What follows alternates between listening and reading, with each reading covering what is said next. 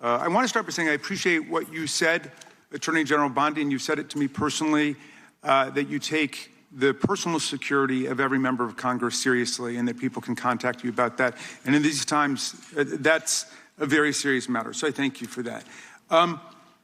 Article 2, Section 1, Clause 7 of the Constitution is the Domestic Emoluments Clause. And it says that the president is limited to his salary in office and cannot receive any other money from the federal government while he's in office. It cannot be increased by $1. This president is the first president in U.S. history who has repeatedly sued the federal government for $230 million for the judicial search warrant at Mar-a-Lago, which was perfectly lawful and was never struck down. But now he's suing the IRS for $10 billion. He's suing the IRS for $10 billion, which I think is around 80% of its annual budget, because his tax returns were leaked. And they were illegally leaked by a private contractor who actually is in prison now, Charles Littlejohn. But he wants $10 billion. Now, well, I want to ask you the question of whether you think it would violate the Domestic Emoluments Clause for you to settle that $10 billion case or any of the other claims that the president has made against the government. He himself has remarked, it's interesting because I'm the one that makes the deal, right? And he says, I kind of have to work it out with myself. Do you think it would violate the Domestic Emoluments Clause for the president to work out a deal from people who are his subordinates under his unitary executive theory to get money in one of these cases? I'm not going to discuss pending litigation. Okay, so theoretically you're saying because his privacy rights were violated in that tax case, and they were. I'm with the president on that. I mean, his Mar-a-Lago thing is ridiculous, but there's no doubt that his tax returns, despite the fact that he promised to release them, despite the fact that every other president released the tax returns, he suffered embarrassment when it showed that he hadn't paid taxes for several years, and he had a right for that not to happen. Now, I want to turn back to the Epstein survivors, because President Trump may have been a little bit embarrassed by the release of those tax returns. How much do you think the claims of these survivors are worth? As the good congressman from Kentucky just pointed out, there were lots of survivors who had decided, for reasons of their own, never to release their names. That determination was represented to people in Congress, and we built it into our federal law that their names could not be released, and yet you published their names, their phone numbers, their addresses, personally identifying information. If Donald Trump can get $10 billion, theoretically, from the Department of Justice, how much should these people get for a far worse violation of their privacy rights and a far greater danger established to them in their lives? Do you even know who Chase Mulligan is? You're so obsessed with, you don't, do you? I'm going to teach you the rules again. You're the Attorney General of the United States. We have rules here. You're obsessed with him. You're the Attorney General of the United States. You're obsessed with Donald Trump. You have Trump derangement syndrome. Mr. Chairman, I'd like my time restored. I'd like my time restored. In your district.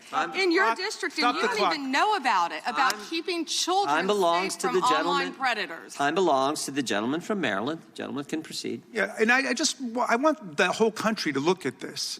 Because this is the Attorney General of the United States, whose job is law enforcement. We've never had a witness who has misunderstood our rules and been unable to conform his or her conduct to our rules before. We have only 5 minutes, and so we use our time to ask you specific questions. How long are you giving me to answer? Excuse me, I'm not yielding to you right now. I'd like that second restored too.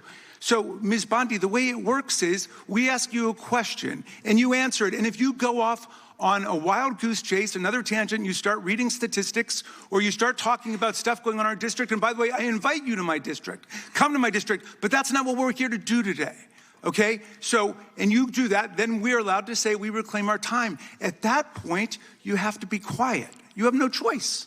You have to be quiet. So I hope you understand the rule at this point. Now, here's what I want to ask you. You're in law enforcement.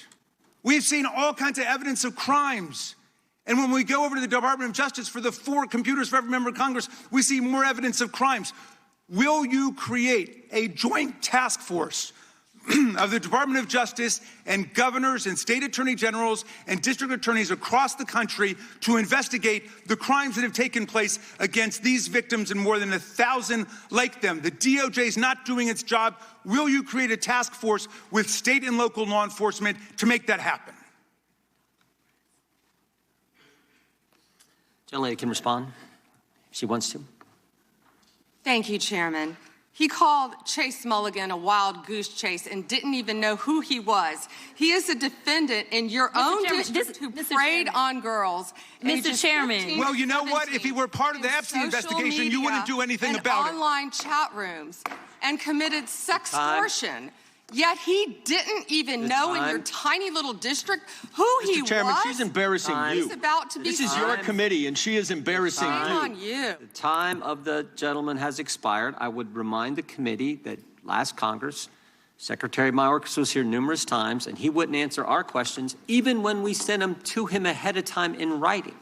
So that's what we've had to deal with. I think the Attorney General is doing just fine. We have votes shortly. I will go to the gentleman from Virginia, and then we will take a break to head to the floor. I thank the Chairman, Attorney General Bondi. Thank you for being here.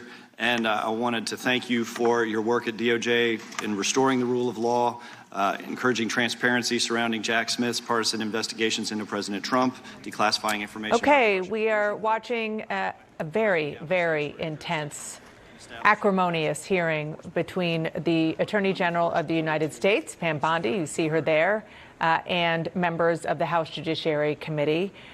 I want to bring in our panel, and we're going to talk about the sort of atmospherics in a minute. But first, MJ Lee, you are here. You have been covering the Epstein crimes, and more importantly, given what we just heard from not one but two members of Congress, the victims and how they feel they have been treated or mistreated with the release of these files. Talk about what we heard from both Jamie Raskin in the question and answer, the question, because she didn't answer it, and Thomas Massie, the Republican who has been probably the one who has spearheaded the release of these files more than any other Republican, much to the chagrin of Donald Trump. And actually may have been the only Republican to focus his questions in this hearing to Bondi about Epstein, unless I missed it earlier in the hearing.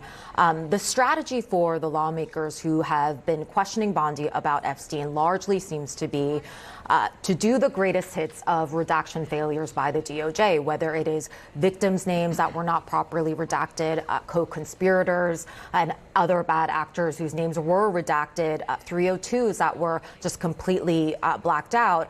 The aim appears to be to sort of paint the DOJ throughout this process as having been completely incompetent or sloppy or corrupt. And I think the visual of the survivors actually sitting in the audience right behind Bondi was quite powerful. And it's no surprise that some of these lawmakers directly pointed to the survivors, asking them at some points to stand up so that everybody could see, and that Bondi would be forced to reckon with the fact that those women represent women who have been victims in the past and whose lives have been turned upside down. I'll tell you, Dana, one sort of refrain from Bondi that has really not sat well with the survivors is her repeated assertion that if you know something about Epstein, come to the FBI. We want to hear from you. We are eager to hear your story. Yes, she said that several times, including her opening statement. Yeah, she said that several times. And one survivor in the room texted me, "We have gone to the FBI for almost 30 years. Multiple exclamation points. I mean, they find such irony in the fact that the FBI now is saying, anyone that wants to give us information about Epstein, we are here to listen to you, when they feel like we are at this moment in time precisely because the FBI and law enforcement didn't listen to the reports that we made. And some of these women are even looking for their FBI files still. We're going to sneak in a quick break. We're going to have a lot more to talk about and to show you and to explain, give context around what we have heard in this hearing. Don't go anywhere. Have I Got News for You? New episodes Saturday at 9 on CNN. And next